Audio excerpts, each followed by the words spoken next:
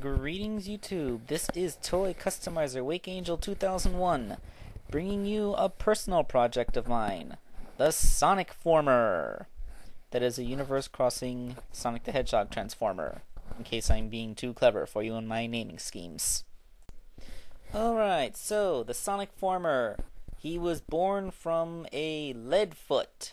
As you all know, he's that power core combiner which I reviewed some time ago. Yes, I actually had this figure completed for quite some time, but I didn't reveal him because I had entered him into the Shapeshifters contest on Figure Realm. Unfortunately, he averaged only 2.9 and came in 18th out of 20 entries, so he didn't do very well. Still, as an Indy 500 race car that transforms into a robot with very big hands, I felt that he was just pretty darn fitting for Sonic anyway. Alright, this character was just a little bit more complicated than the Maisto Psychon to dismantle because it has screws.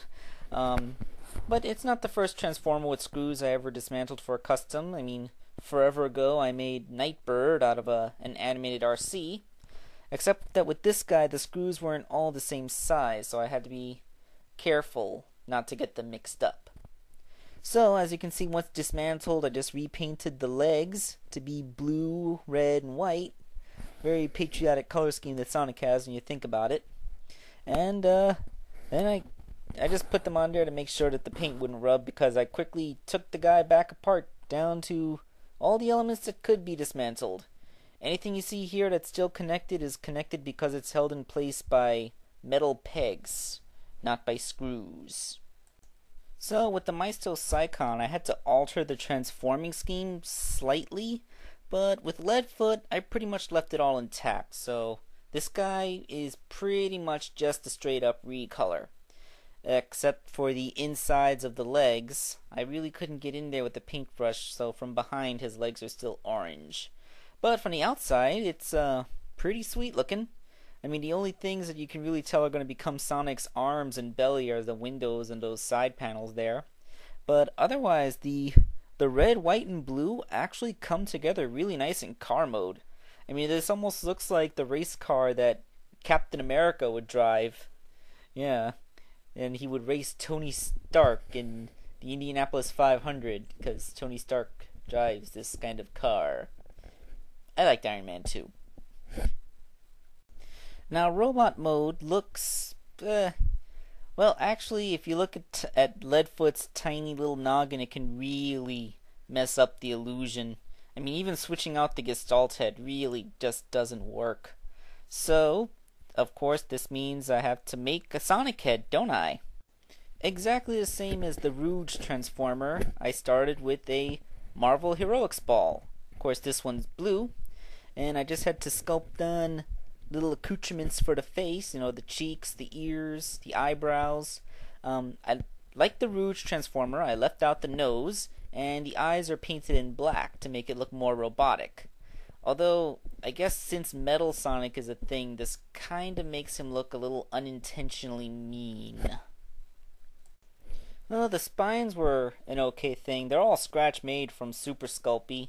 Although I guess I should have tried to find a way to make them a little lighter, because they almost make the head back heavy, so whenever I attach it, Sonic keeps on trying to look up. Still, the completed Sonic head does look like it. I could almost use this to make Silver Sonic customs in the future. It is about the right size for a 5-inch figure. Well, of course it's the right size for a 5-inch figure, because Leadfoot is a 5-inch figure. So, with the head, the completed Sonicformer actually looks a lot better. I mean, the body is a little bit long and the feet are a little small, but you work with what you got. I didn't really want to make the car mode look wrong by trying to emulate the feet. But, you know, when posed, he actually does look pretty good. He can, because the feet are big enough, he can make a pretty good running pose. And he can even reenact the cover pose from Sonic Adventure. Kinda. And on top of all that, he is pretty much exactly the same height as my Rouge Transformer, so I have succeeded in scale. So let's move on to some live video. So here we go. this is the Sonicformer in car mode. Yeah, he's pretty much just a Leadfoot repaint. I didn't really do anything to change the transformation scheme or add anything to him. So he's basically exactly like Leadfoot, except that he's red, white, and blue now. Although I did add a little bit of gold to the shoulder pads. I gave him yellow headlights, and the cockpit window is now a light tan color. The way that the colors work in the vehicle mode is actually quite serendipitous, because the hands just so happen to line up with the feet. So, you know, these would become the fingers, and these would become the sock cuffs and the shoe stripes, and they just kind of blend together and create a really harmonious color pattern. It actually looks pretty good.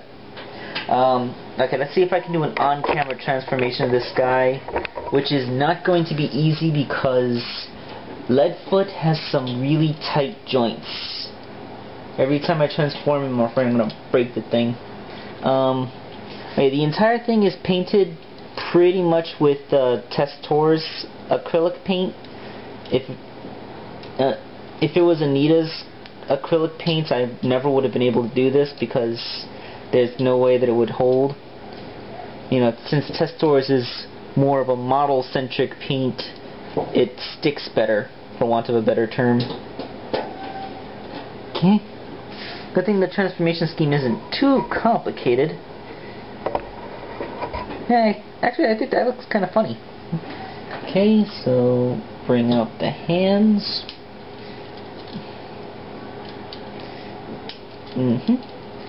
Alright, still in camera.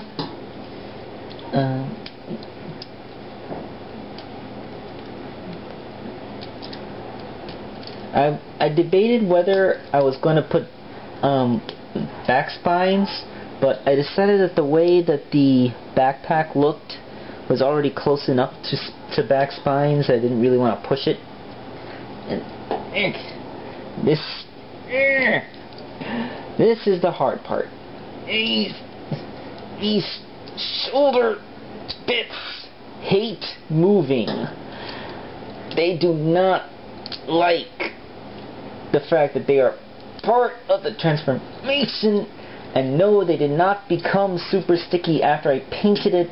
They were always this hard.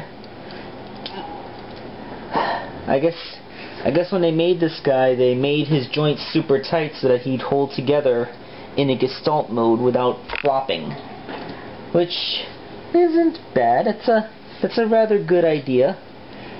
They just went a little overboard, kind of like with classic Starscream. They knew that they were going to be making that mold over and over again for all the Seekers, so they made it super tight to get ahead of mold degradation. Okay, so as you can see, Leadfoot's tiny head is there. In order to finish, you got to swap out the Gestalt mode head, which I left unmodified because, you know, even if I did paint it the right colors, there's no way that that would pass for Sonic in any way. Nope, in order to make it pass for Sonic, you're going to need this thing. Yep, it has the same headmaster gimmick that the Rougeformer does, where you simply slide the head on and clip it into place. Unfortunately, since the head inside is smaller, there's less to grip, so it's a little bit wobblier. Okay, and there we have the Sonicformer. I don't know, I think maybe I shouldn't have gone with the black eyes. I know Transformers usually have black eyes, but I don't know, it kind of makes him look a little bit too angry. He almost looks evil, and he shouldn't. So yeah, there's Sonicformer, and he does scale very well next to the Rouge Transformer.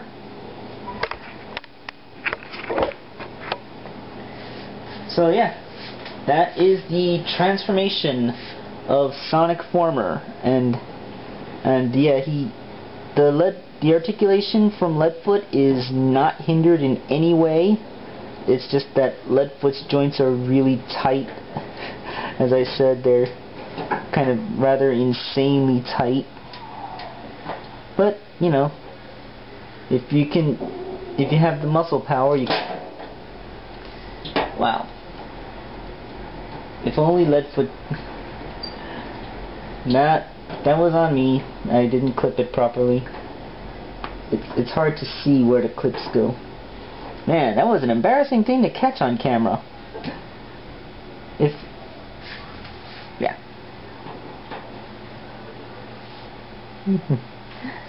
Okay, so before I go ahead and snap the thing in half or something like an idiot, I think I'm gonna sign off. I hope you're liking the Sonicformer series. Let me know if you want to see more of them, and if you have any suggestions as to what would work for who. And this is Toy Customizer Wake Angel 2001 signing off.